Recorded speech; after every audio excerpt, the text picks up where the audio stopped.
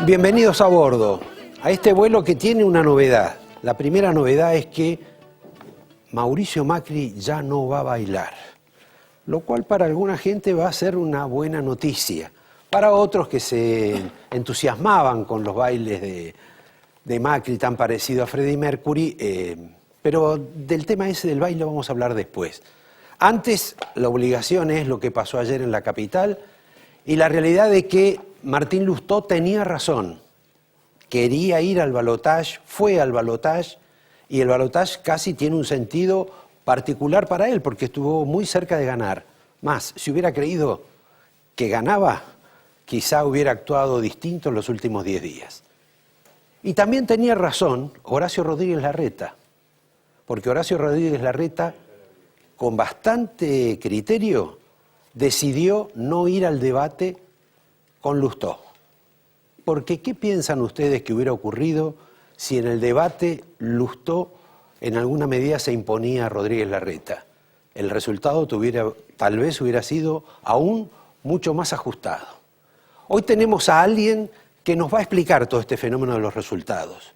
Pero antes de eso, vamos a contarles que Daniel Scioli sonrió 2 veces. La primera anoche y la segunda hoy. ¿Por qué sonrió Scioli?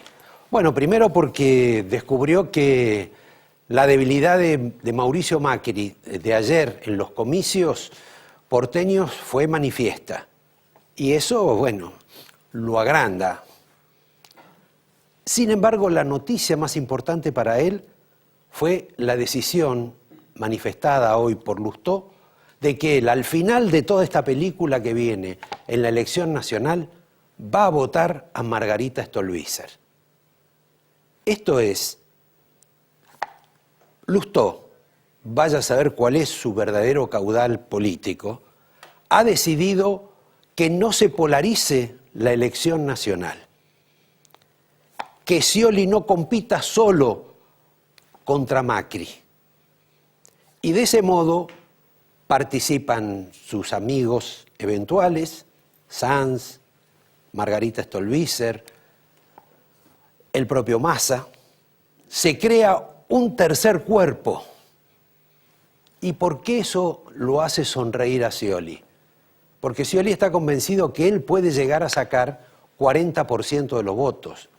Y la oposición dividida en partes, en distintas partes, a ninguno le va a dar para sacar 30%. Con lo cual, según dice la Constitución, aquel que saque en la primera vuelta 40% y el segundo no llegue a 30%, es presidente de la Nación. Naturalmente que esto vale la pena en el pizarrón de Scioli. Después nadie sabe si se va a cumplir.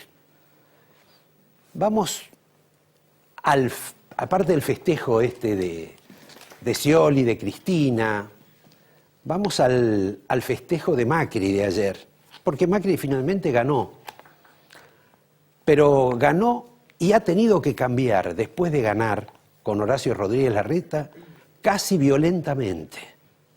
Por ejemplo, no va a bailar más, porque es poco serio que en estos tiempos y con la situación que vive la Argentina, los candidatos aparezcan bailando. Por lo tanto, ya descubrió que eso no le corresponde. Ayer mismo en la celebración bajó a estar con la gente, no a bailar en el escenario. También ayer otra novedad, el famoso asesor Jaime Durán Barbas estuvo hasta las 9:00 de la noche, después desapareció. Temía quizá que algunos de los participantes del PRO tuvieran algún tipo de crítica o de objeción a los consejos que él le ha dado a Mauricio Macri. Y hoy, en la reunión que hizo Macri para darle fuerza a su espíritu, a su equipo y a decirle que están luchando y que nada se ha perdido, había unas 300 personas. Y curiosamente no estuvo Jaime Durán Barba. ¿Por qué perdió Macri ayer? Perdió porque Macri ha sido arrogante en todos estos últimos tiempos. Ha sido arrogante con eventuales socios, ha sido arrogante con otros partidos, ha sido arrogante con algunos dirigentes políticos y ha sido arrogante también con el periodismo. Se creyó que podía ser, por su propia cuenta, el próximo presidente de la nación. Algunos datos parecían empujarlo a eso. Pero no le fue bien esa política de encierro, de aislamiento, de lo que llaman pureza, que no se entiende muy bien en un partido político, porque en los partidos políticos no hay pureza, y menos en el PRO. De cualquier forma, hizo un intento, no hizo acuerdos, se negó a Massa, se negó a De Narváez, se negó al radicalismo, se negó a Facundo Suárez Lastra, se negó inclusive a su propia compañera de fórmula hoy, Gabriela Michetti, porque en algún momento cuando Gabriela Michetti quería ser candidata a jefe de gobierno y en la pareja de Michetti planteaba determinadas exigencias, decidieron prescindirla. Y luego la tuvieron que volver a llamar. Un cambio. Ahora el cambio es mucho más notorio, mucho más notable. Mauricio Macri va a cambiar parte de lo que estaba haciendo. Y va a tener que cambiar por algo fundamental que no quería escuchar. Fíjense ustedes, Macri perdió por escaso margen en Santa Fe. Por tan escaso margen en el recuento de los votos que algunos entienden que la inexperiencia de la gente de Macri frente a la experiencia de los socialistas hizo que perdiera. En la elección de ayer, Macri también hizo un papelón en relación con los votos que había obtenido antes, sobre todo en determinadas comunas. Perdió 9 comunas, luego de haberlas ganadas todas. ¿Y por qué? Porque el esfuerzo de la militancia, del aparato, se consumió el otro domingo. Y el otro domingo ya el aparato, los militantes, habían conseguido sus distintos cargos, de legisladores, de concejales, de comuneros. Ya no les interesó tanto ahora hacer un esfuerzo. Y si es tan importante el aparato para perder de repente, quizá, en Santa Fe, para perder votos en la capital federal o no sacar los que se imaginaba que se iban a sacar, ¿cuánto más difícil va a ser no tener un aparato en la provincia de Buenos Aires, donde para nadie ignora que las elecciones no son las más transparentes del mundo, nunca lo fueron. Y en consecuencia, Macri va a tener que aprender también de esta lección. Y va a tener que aprender velozmente. ¿Por qué razón? Porque no se arregla todo para conseguir fiscales, gente que lleve gente, con las redes sociales, con un sindicato como el de Moyano que va y pone gente y dice lo que tienen que hacer. Para llevar gente y para fiscalizar hay que construir de abajo hacia arriba. Y eso no lo ha hecho hasta ahora Mauricio Macri. Quizá lo que le pasó ayer sea bienvenido para él. Quizá lo ayude a tener una mejor performance en la elección del presidente. Corto acá. Simplemente voy a tomar a un personaje, a la fotografía de Claudio Bonadío, el juez de la Nación que resultó una especie de pulga en la oreja para Cristina, una pulga peronista, porque Claudio Bonadío es un peronista de vieja cepa, ortodoxo, medio salvaje, tipo al estilo Guillermo Moreno.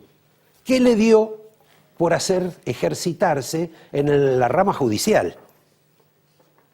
Era, en alguna medida, hombre de los Kirchner, más allá de que no le gustaban esas tendencias progresistas que pueden tener los Kirchner. Pero a su vez reunía y reúne una condición muy importante. Claudio Bonadío es uno de los preferidos jueces del Papa Francisco, porque Claudio Bonadío, en su historia personal y política, fue un guardián, un miembro de esa agrupación que se llama Guardia de Hierro, que no solo dio al Papa Francisco, sino que dio a varios personajes más, como Bonadío.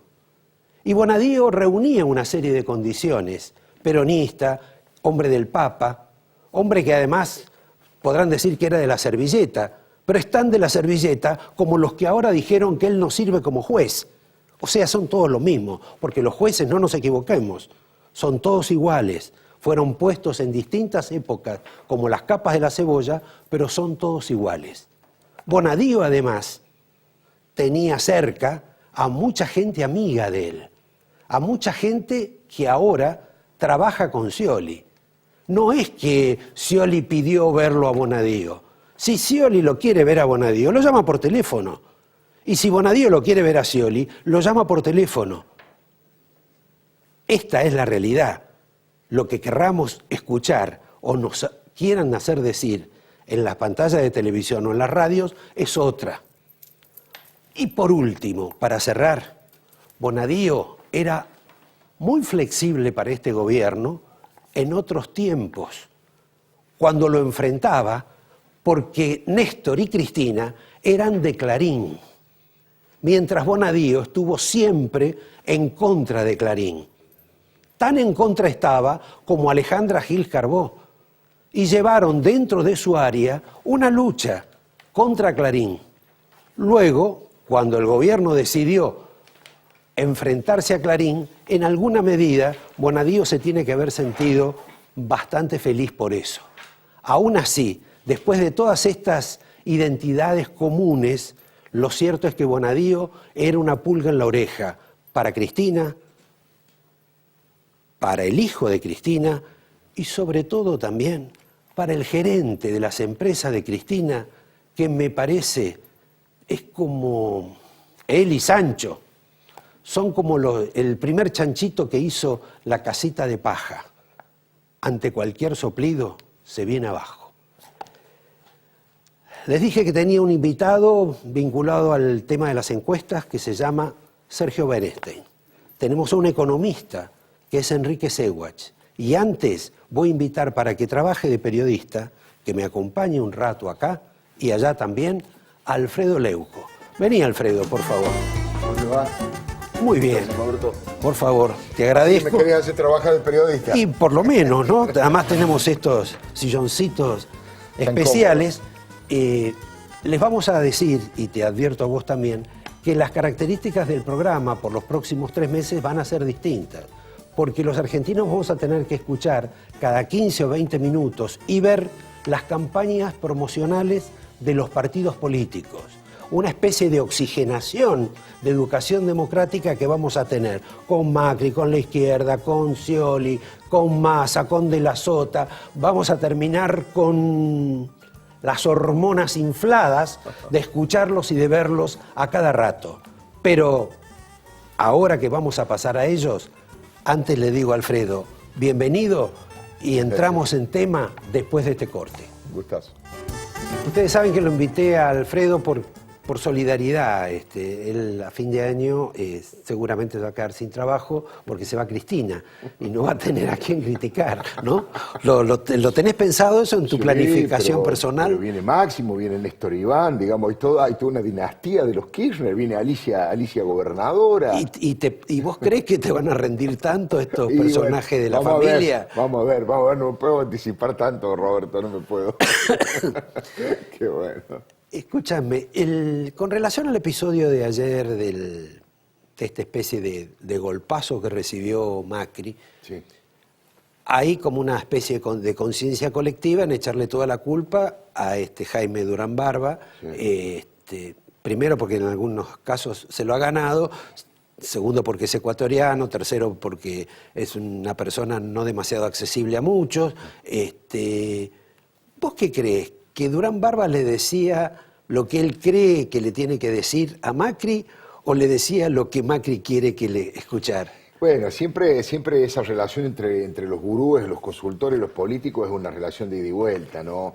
Como es una relación comercial, no es una relación por militancia, ni por convicción ideológica, ni por pasión política, es comercial. Bueno, pero hace tanto tiempo que ya son casi una pareja. Sí, es cierto, se establecen relaciones afectuosas, pero en realidad depende muchísimo de cómo le vaya a uno, si continúa con los contratos y con la relación que tiene. Entonces, muchas veces me parece que los consultores ceden a la tentación de decirle lo que el candidato quiere escuchar.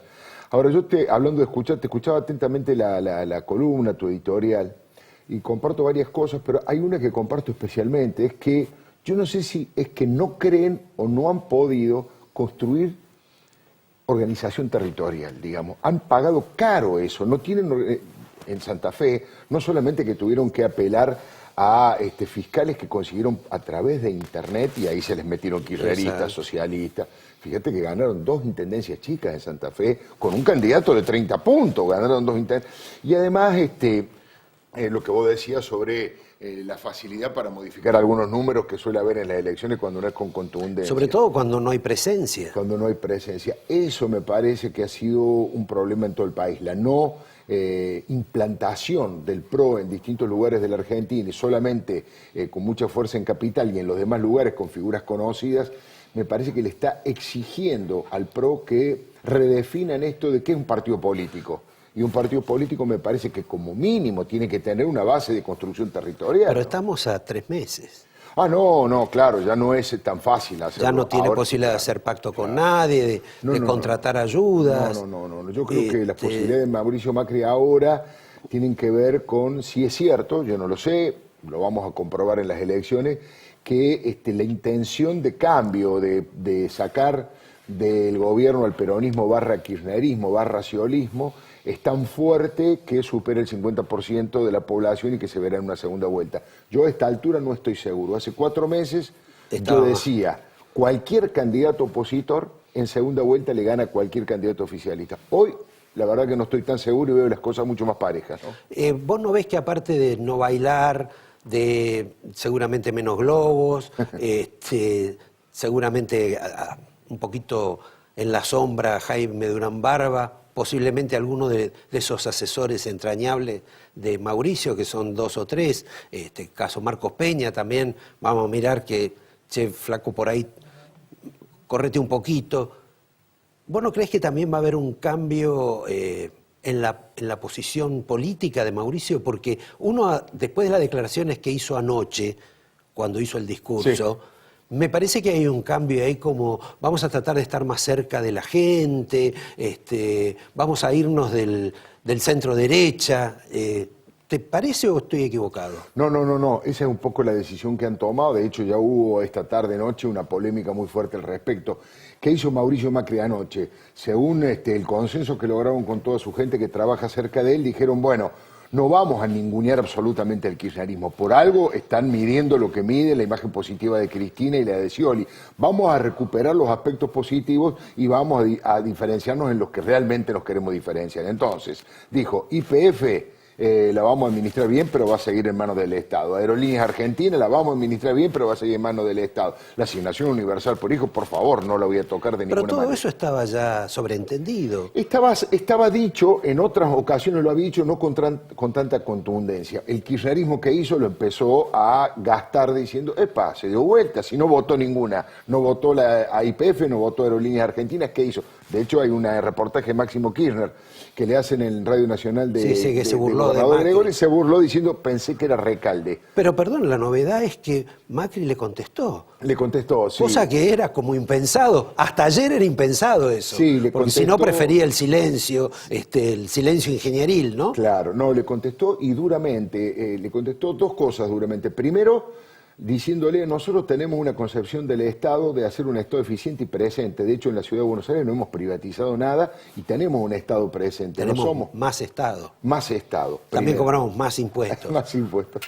Y le dijo, lo que pasa es que nosotros queremos empresas del Estado para que sean en beneficio de la gente y no para que laburen los tipos de la cámpora. Eso fue lo que dijo. ¿Usó la palabra laburar? Ahora estoy dudando, Qué periodista que sos que me hiciste preguntar. Estoy dudando. Lo dijo mi programa de radio, así que imagínate que lo tengo muy presente. Y al final no nos levantaron los portales, pero al final fue muy duro con Cristina. Nunca ha sido tan duro como Cristina. Dijo, yo quiero ser un presidente de distintas características a lo que tenemos hoy. Una presidenta absolutamente fanática y que va por todo. Dijo específicamente fundamentalista que va con todo. Me parece que hasta ahora no había sido tan duro con la presidencia. Por ahí hay una influencia intelectual, teológica, de Mirta Legrand, porque Mirta Legrand habla más fuerte, es más crítica del gobierno que los propios dirigentes opositores. Fue durísima Mirta Legrand, de hecho levantó una polvareda y una polémica en las redes sociales, y ahí mismo en el programa,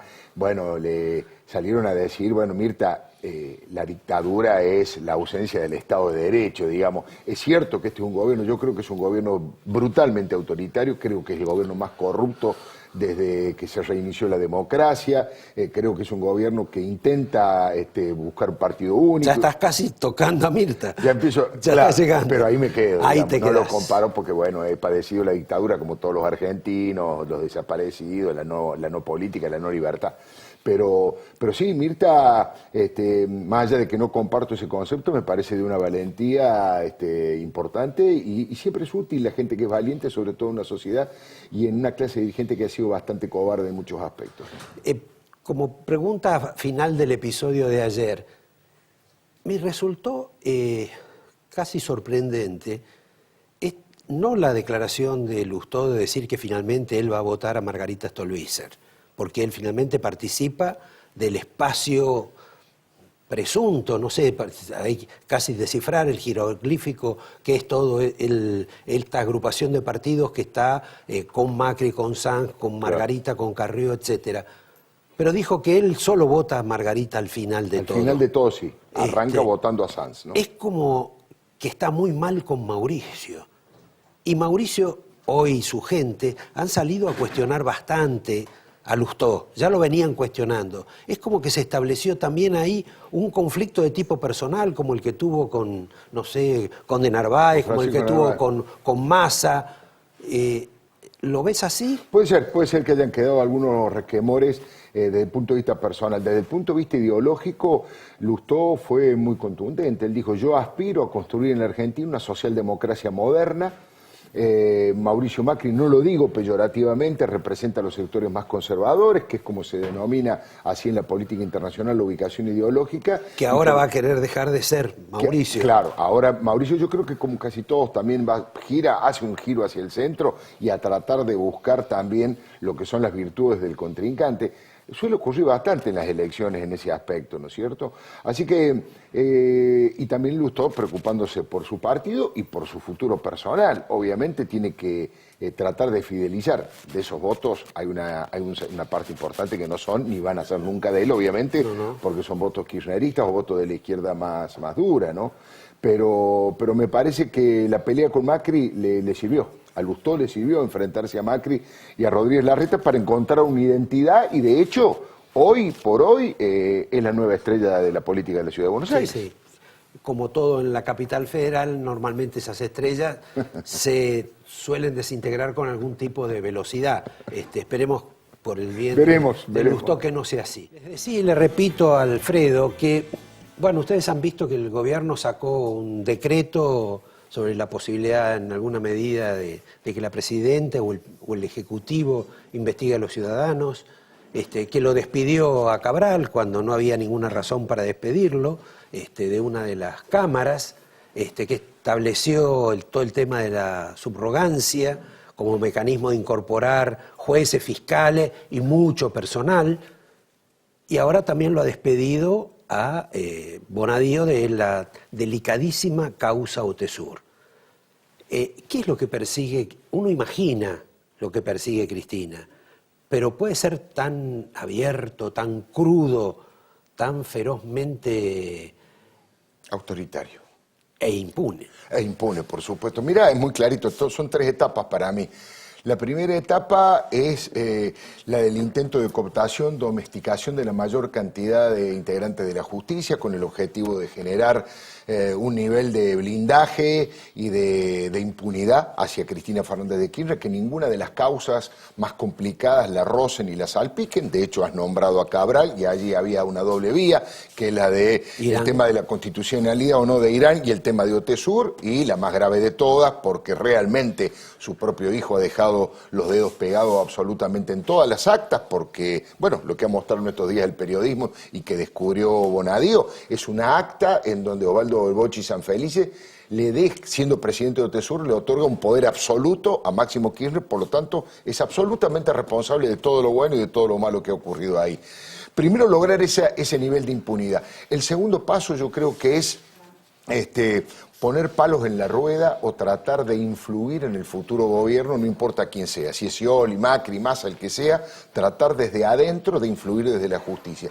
Y el tercero, el más peligroso de todo, es que si llega a volver en el 2019 Cristina, que no dudo que se le cruza por la cabeza, es empezar a utilizar la justicia no solo para defenderla a ella, sino para perseguir a periodistas independientes, a empresarios que no estén de acuerdo con ella, a dirigentes de la oposición. Esa es la tercera etapa, falta todavía, pero... Vos estás anticipando que dentro de 5 años sí, va a haber una etapa todavía superior de venganza a la que ha habido ahora. Sí, sí, se llama el chavismo tardío. La he bautizado el chavismo tardío. De cualquier modo, hay un dato que me sorprendió ayer. En uno de estos programas de televisión apareció Diana Conti. Sí.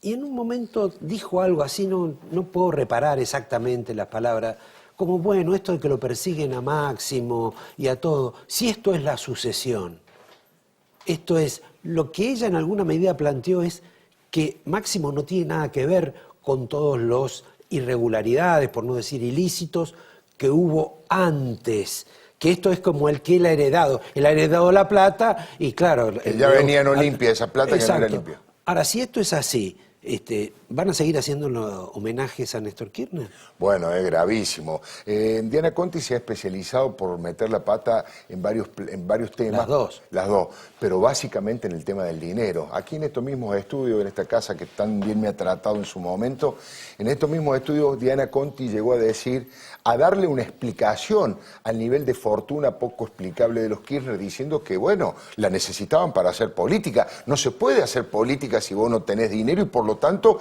es justificado que ellos trataron de juntar la mayor cantidad de dinero para eso, una de las cosas que dijo en ese momento.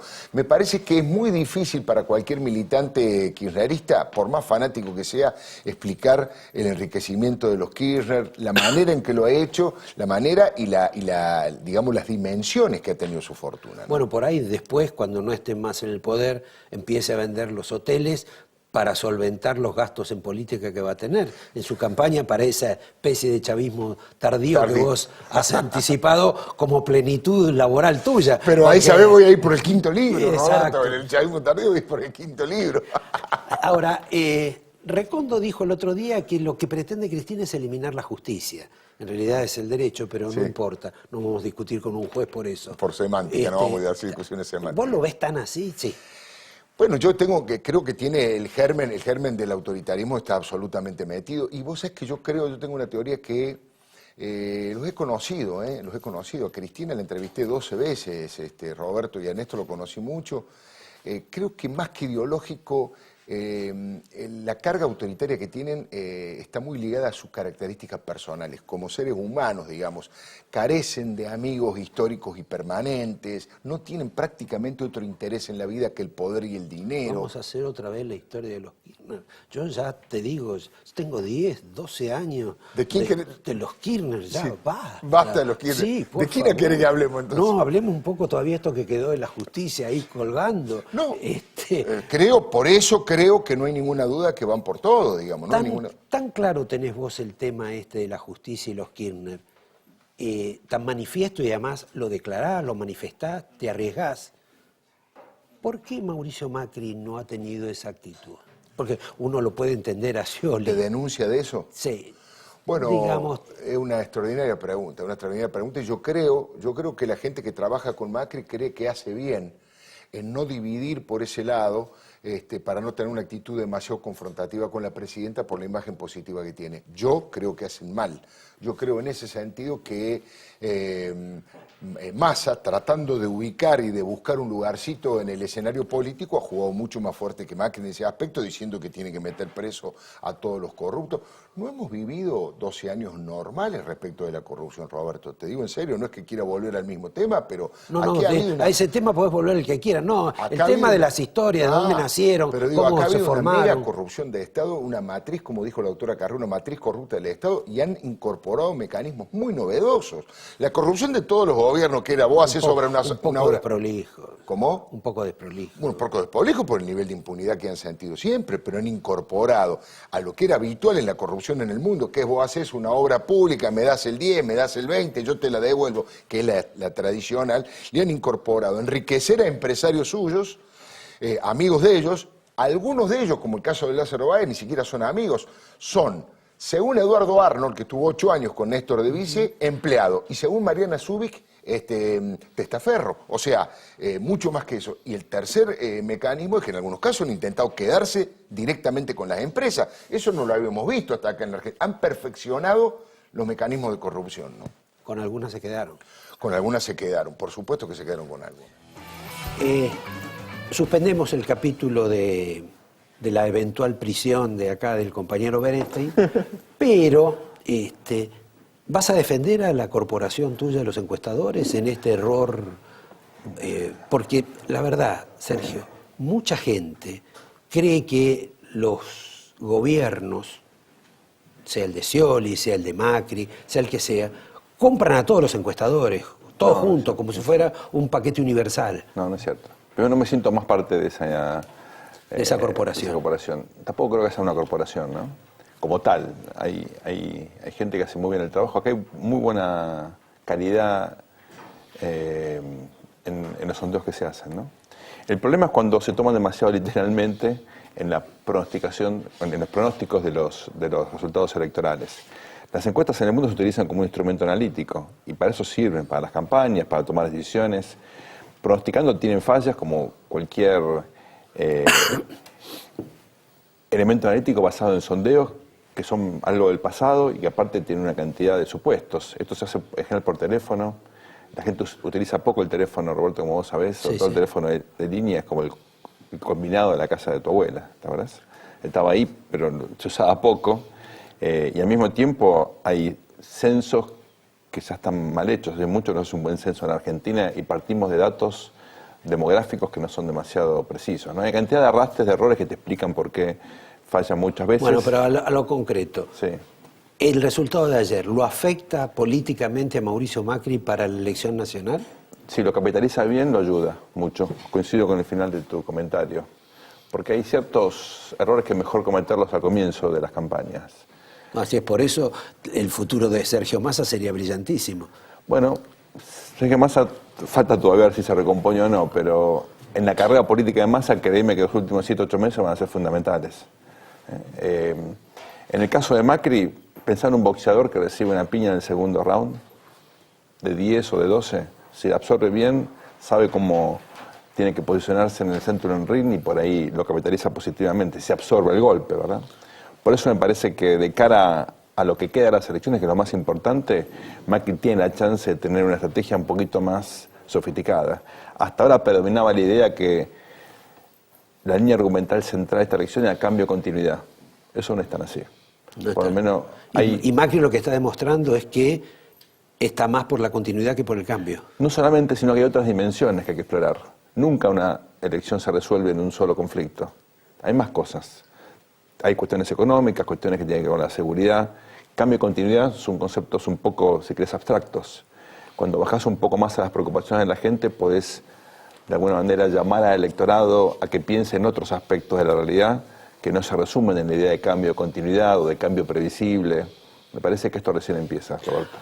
Y, al margen de eso, la primera reacción que uno vio de Macri es como que festejaron el triunfo, que era un triunfo más bien reñido y ajustado, más o menos como festejaba Cristina o Néstor Kirchner aquellas derrotas que tuvieron, por ejemplo, de Narváez o con Sergio Massa.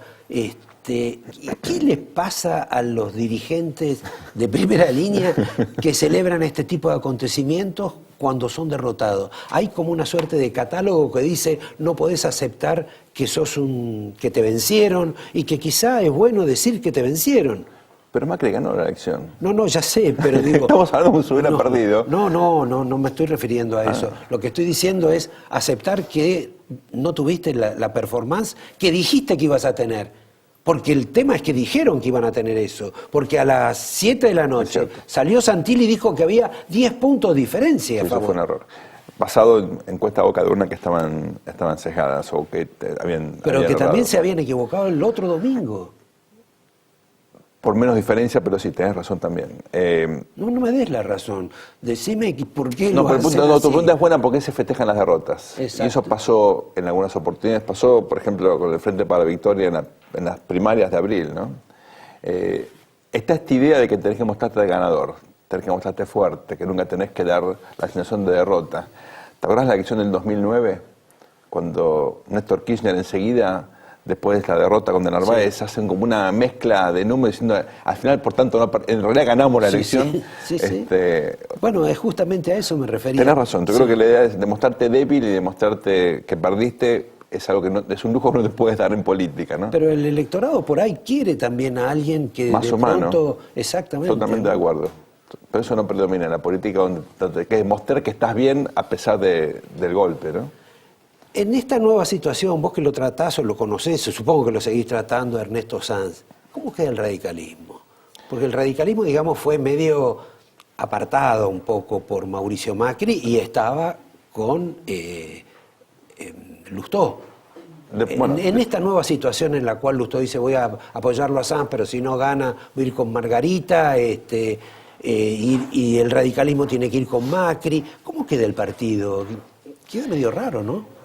El radicalismo está buscando una especie de recomposición después de la gran crisis del 2001-2002 y te diría, los pasos no han sido demasiado contundentes porque la construcción territorial, lo que hablabas antes con Alfredo, ¿no? Es todavía más o menos sólida en el interior, pero fracasa en la provincia de Buenos Aires y vamos a ver ahora si a partir del liderazgo de Lustó puede reconstruir el radicalismo una base en capital. Hasta ahora el radicalismo sin la provincia, sin capital, es lo digo con respeto, ¿no? Un partido periférico. De hecho, la única provincia todavía con una base fuerte radical es Corrientes. Desapareció el radicalismo en provincias donde históricamente era fuertísimo, como Chubut, por ejemplo, ¿no? O incluso Río Negro. Está claro. De la Patagonia radical histórica te quedó básicamente hoy nada. Entonces, me parece que de ese contexto, este intento de reconstrucción territorial tiene ahora dos capítulos que vamos a ver hasta qué punto pueden servir o no. Uno es Jujuy y otro es Tucumán. Antes de que me sigas con los capítulos, te pido que vamos a un breve corte que nos exige la ley de partidos políticos, por no sé qué partido político va a pasarnos su propaganda. En un minuto volvemos. Acá con Sergio, que nos estaba contando los últimos vestigios radicales en el país y si realmente era un partido que estaba en un proceso de extinción, de fortalecimiento, de posible crecimiento, si esta cosa, este acuerdo raro con Macri, esta situación nueva ¿cómo lo ayuda? ¿En qué lo convierte? Hay 3 o 4 provincias donde el radicalismo puede gobernar ahora. Una es Mendoza, obviamente, con Cornejo Montero, que es una buena fórmula. Esperemos que pase en Tucumán, con Cano, que es un buen candidato, que tiene un buen candidato a vice, a Maya. Y Cano va con Macri, antes iba con Massa. Sí, o va con todos. Va con todos, hay como una cosa medio parecida a lo de Mendoza. Igual que en Jujuy. Ahora, perdón, ¿por qué razón Macri acepta ir en un enjuague de esas características, en una especie de tortilla mal armada en determinadas provincias? Es política, digamos. Es política. Macri... Política, vos lo decís así, pero la gente te mira y dice, explícamelo un poco más. Es el pragmatismo que impera en la política, pero creo que el eje es el siguiente, Roberto. Cuando el radicalismo tenía mayoría relativa en las provincias, imperó un acuerdo más amplio. Mendoza, Tucumán, Jujuy. Cuando el PRO predominó, ahí hubo un acuerdo más restrictivo. Por ejemplo, en el caso de... o no hubo acuerdo, ¿no? Como en Capital. Capital o Santa Fe mismo, ¿no? Esto ha sido menos generoso Macri con los radicales que los radicales con Macri. No, me refiero que sobre todo el Frente Renovador quedó afuera de los acuerdos cuando el radicalismo no imperaba en el armado territorial, ¿no? Por eso Mendoza, Tucumán y Jujuy son casos donde efectivamente hay un armado un poquitito más sofisticado. Incluso en La Rioja o algo parecido a eso, no terminaron de plasmar, pero algo parecido a eso que finalmente fracasó, ¿no? Yo creo que el radicalismo tiene que buscar un acuerdo que le permita reposicionarse, porque sigue siendo regionalmente, territorialmente, el partido más importante de la oposición. El PRO no logró, Exacto, como charlabas recién con Alfredo, construir, por lo menos por ahora, y la construcción territorial es algo muy complicado. El socialismo de Juan B. Justo estuvo 100 años hasta tener una presencia territorial ahora en Santa Fe. bueno, la tiene. La tiene, pero digamos, 100 años de trabajo, con idas y vueltas. Por supuesto, el periodo de interrupción democrática lo dejó un poquito afuera, pero digamos, esto no es sencillo, sobre todo cuando tenés partidos más consolidados, como en el caso del radicalismo, que es un atributo o un recurso a aprovechar, a poner en valor. Pero ¿no? ahora más que partidos hay personajes. Bueno, pero al final del día tenés que contar los votos. Si los personajes te sirven para juntar los votos, por ahí la gente te vota, pero si no los contás no sirve de nada, ¿no? Esto fue, creo yo, el aprendizaje del CEL. No es Claro. poco. Por segunda vez. Por segunda en vez. 4 años. Y bueno, hay derrotas que cuestan incorporar. Yo creo que en esta oportunidad parecía que el PRO tenía una estructura de fiscalización un poquito más consolidada en Santa Fe y finalmente no ocurrió. Lo bueno es que están aplicando ese aprendizaje duro a la provincia de Buenos Aires, donde se juega la candidatura de Macri, ¿no? Y con relación al tema de la elección presidencial, que va a ser distinto a todo lo que hemos visto hasta Totalmente ahora. de acuerdo. No sé si distinto a otras épocas, pero sí frente a todos estos acontecimientos Así es, provinciales que hemos tenido. ¿Vos ves una polarización cierta? ¿Ves que esto, por ejemplo, de que aconteció con Lustó puede sugerir la posibilidad de despolarizar el tema, lo mismo que ocurrió en Córdoba, o no? Yo creo que se está armando un juego en el cual hay dos fuerzas predominantes y un tercer escalón que está buscando reposicionarse. Las dos fuerzas son el Frente para la Victoria y Cambiemos, y el tercer escalón es Massa, que está junto con De la Sota tratando de colarse, capitalizando las dificultades que tiene Macri para imponer su liderazgo. El Frente para la Victoria tiene un piso alto y un techo por ahora relativamente significativo. Cambiemos ha logrado constituir me parece una oferta interesante en la medida en que se sofistique, me parece, la oferta de Mauricio Macri. Lo de ayer es el comienzo, creo yo, de un reposicionamiento discursivo y propositivo. Y Sergio Massa, me parece, junto con De la Sota, tiene un discurso más afilado, más duro, más incisivo, y eso también puede permitirles volver a tener un posicionamiento. Veremos qué pasa en las primarias. En todo caso, la polarización puede darse desde las primarias en adelante. Hacia las primarias yo veo que esto está todavía peleado. Todo libre. ¿Y puede ganar en primera vuelta el Frente para la Victoria, en el caso hipotético que se dé en esa fórmula de una oposición parcialmente fragmentada? Si ese es el promedio de los resultados obtenidos por el Frente para la Victoria, 2007, 2009, 2011, 2013, era 40%. Con lo cual, si se fragmenta la representación opositora en octubre, es decir, si entre agosto y octubre no hay lo que se llama el voto útil o voto estratégico, puede haber un triunfo en primera vuelta. Me cuesta pensar un triunfo en segunda vuelta de Scioli. Bueno, pero eso lo hablamos en otro programa. Te doy el angelito. Muy bien. Vos has traído un libro... Es muy interesante. Parece mentira, pero... Natalio Botana. El prólogo es de Natalio, pero es un debate fantástico de cómo Alberdi y Sarmiento criticaron la Constitución, su visión de la Constitución del 53. Gente que se llevaba mal. Por eso. Pero era otra gente. Pero el debate fue fantástico. Bueno, una joya que nos trajo acá el compañero Bernstein. Les anuncio la presencia luego de la tanda de Enrique Sewach y nos despedimos sin comentarios con ese emotivo homenaje al amigo que hoy brindó el juez Ollarvide en un programa de radio al periodista Babi Echecopar. Te agradezco por el apunte. Vale la pena escucharlo porque no es un juez muy diferente a los otros y tenemos que apreciar la sensibilidad de él. Gracias, volvemos en un minuto. Ahí va. No puedo darte todas las soluciones para todos los problemas de la vida. Cuando alguna pena te parte el corazón, pero puedo llorar contigo y recoger los pedazos de ese corazón para volver a armarlo. No puedo decirte quién eres, ni quién debería ser. Solamente puedo quererte como sos y ser tu amigo. Gracias. Es eso, nada más. Gracias. Un beso grande. Un beso, te a quiero. tu mamá siempre. Un beso, te quiero mucho. Chao, Norberto. Chao, chao.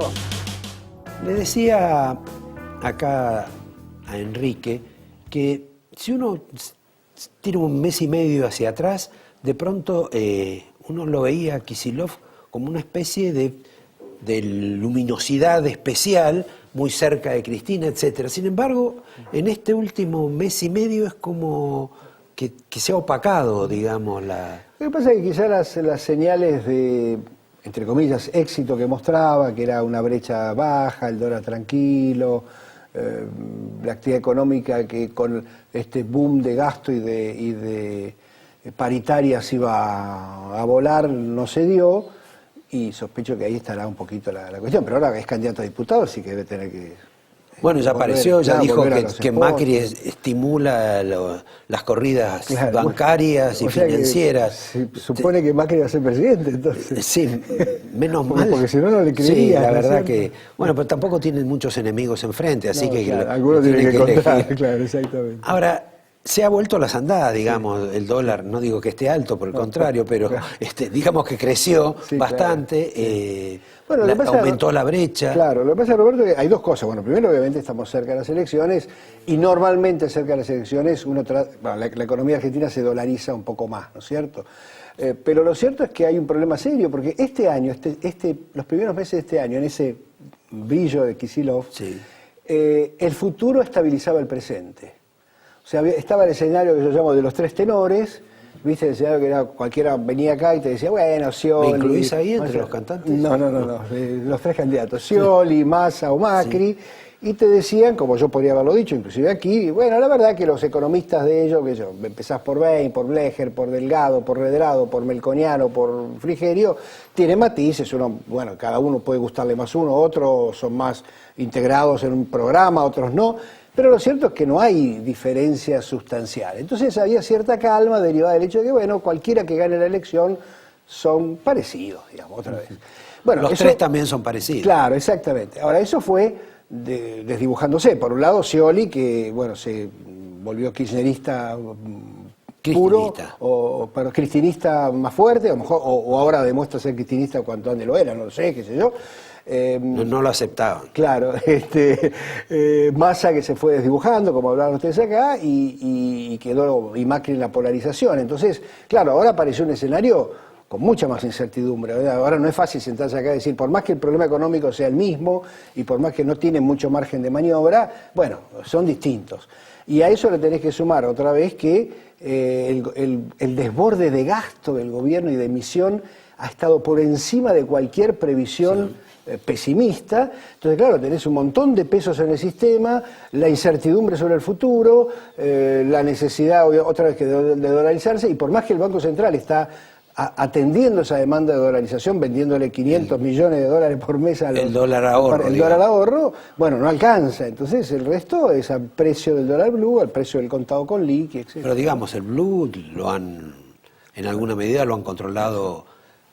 Hasta ahora parecía que lo controlaban con la policía, ahora... Es una mezcla, ¿no es cierto? Porque primero le das oferta al dólar ahorro y por lo tanto ese señor ya no tiene que ir a comprar en el otro mercado. Algunos, una parte, hacen esta historia de que venden en un mercado, compran en el otro y ganan una pequeña diferencia.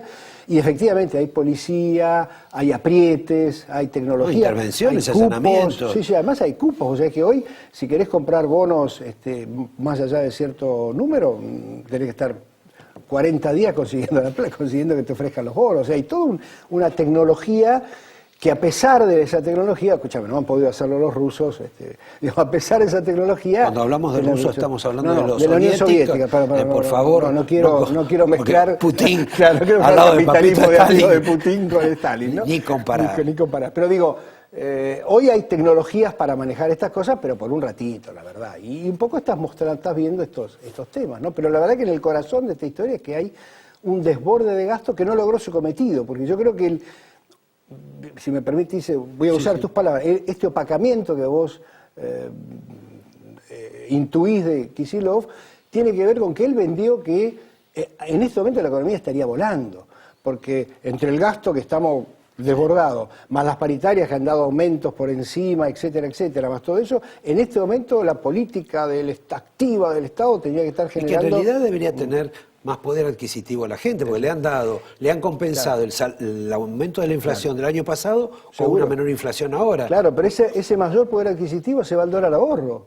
O sea, porque vos has generado tal incertidumbre sobre el futuro, atrasando el tipo de cambio, atrasando las tarifas, mostrando que esto, digamos, no hace falta ser un experto en economía para darse cuenta que esto es insostenible, y la gente dice, mira, por las dudas, antes de consumir otro televisor, otra cuota, otra cosa, me cuido un poco. Eso no significa que no haya crecido el consumo en algunos sectores, el ahorro 12, las tarjetas que vuelan. Pero no, eso es claro. el tema. Claro. Hoy estaba leyendo un informe de que hay menos consumo con la tarjeta y que tampoco la gente está inclinada ya a avanzar tanto con el tema de las 12 cuotas y menos de las 18. Por supuesto, no sé qué temor no pueden tener saben con que las pueden 18. pensar hacia adelante, pero además... O tienen ya agotaron su capacidad. Por ejemplo, está en el límite de crédito. Y del otro lado además tenés No el hay, lado- en el eso lado- no hay como en la televisión, que el público siempre se renueva. No, es siempre el mismo.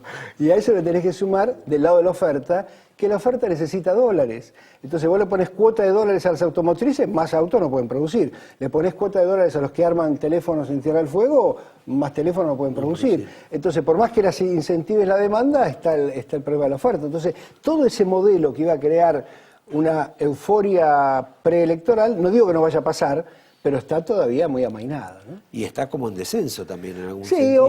yo en descenso no me animo, pero está, digamos, la economía se recuperó un poquito, obviamente estamos en una economía estancada, pero bueno, no es lo mismo -3 que 0, que yo -1, pero no es entre comillas, lo digo, el boom que sospecho que intuían. Otra vez, no digo que a lo mejor el próximo mes, con otra inyección de lo que fuere, con otra pichicata, con perdón del viejazo, volvés a andar un poco mejor, pero no es la fiesta que se esperaba, por lo menos en el oficialismo, ¿no? Ahora es bastante común y como vos decís, los tres candidatos son iguales, los economistas que están con ellos son todos iguales, más o menos. Sí, más o menos. ¿no? Hay algunos más iguales que otros, Te pero... podría incluir, te podría incluir en ese pido que no, paquete. te pido ¿No que te no. llaman para charlar un rato? ¿Por Déjalo qué ahí, consultan? déjalo ahí. Bueno, Déjalo ahí. y más o menos todos coinciden en que van a subir el tipo de cambio de una manera o de otra y van a tomar prestado. Ahora, ocurrió el episodio este último de Griesa, donde Griesa dice no van a poder pedir prestado. Y en la Argentina esto, creo que si uno hace una consulta con cualquier persona, hasta con economistas, no saben o no han tomado dimensión de que la Argentina no va a poder emitir deuda. Sí. Bueno, yo creo que... O sí, no sé, pero por digamos, eso te tenés estoy preguntando a absoluta vos. razón. Las últimas medidas de Griesa, ya antes de las últimas medidas de Griesa era muy difícil colocar deuda en el exterior. De hecho, el gobierno la última colocación que hizo no la pudo hacer efectivamente en el exterior, hizo toda una manganeta en esta Bueno, historia. pero se podría volver a hacer y pagar un mayor poquito más, tasa y una tasa, siempre te dan algo. Claro. Pero lo cierto es que yo creo que lo que está intuyendo la gente, no sé si la gente, por lo menos los inversores, los más sofisticados en esta historia, es que va a haber una negociación el año que viene. Pero perdón, ahí estás hablando de Scioli, estás hablando de Macri y eventualmente de Massa.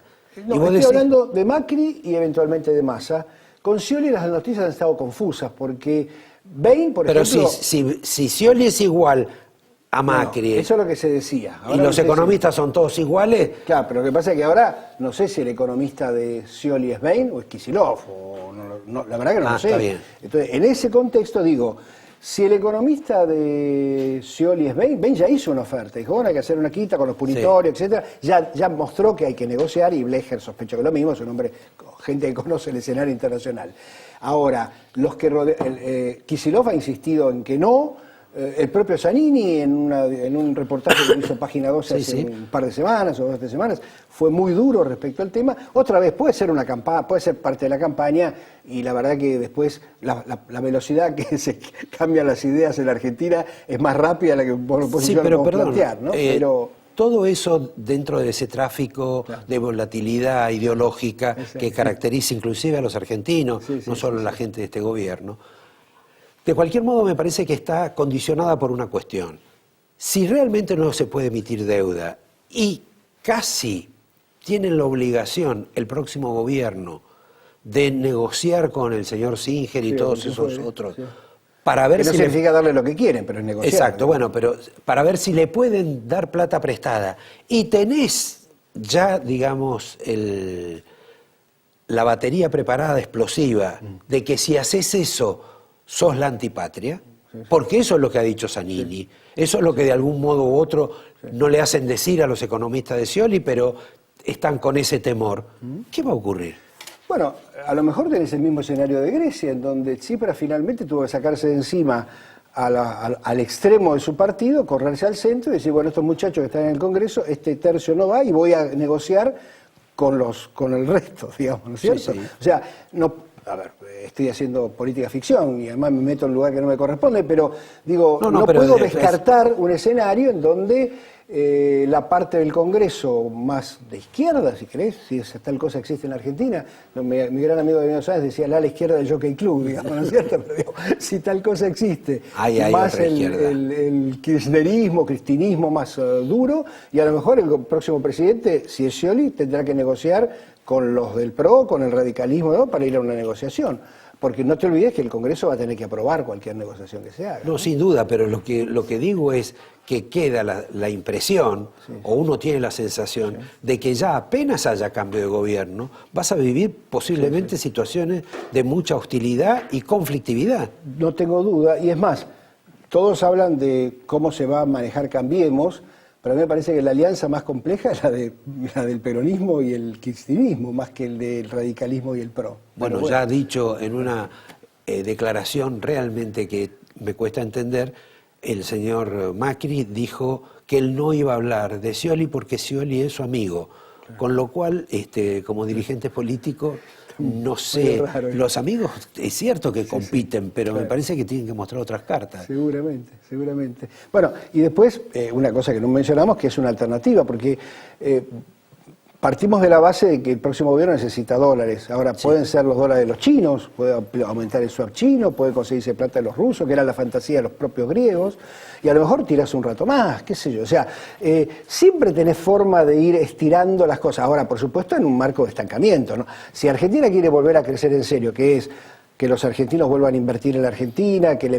se genere empleo privado y no empleo solo público, que la economía vuelva a mostrar crecimiento en serio, y vas a tener que hacer cosas muy distintas a las que se están haciendo ahora. Ahora, también puedes estirar esto en medio de una negociación, de un serpenteo, estoy haciendo una traducción, una mala traducción del inglés, esta historia de ir arrastrándose y ver qué pasa, ¿no?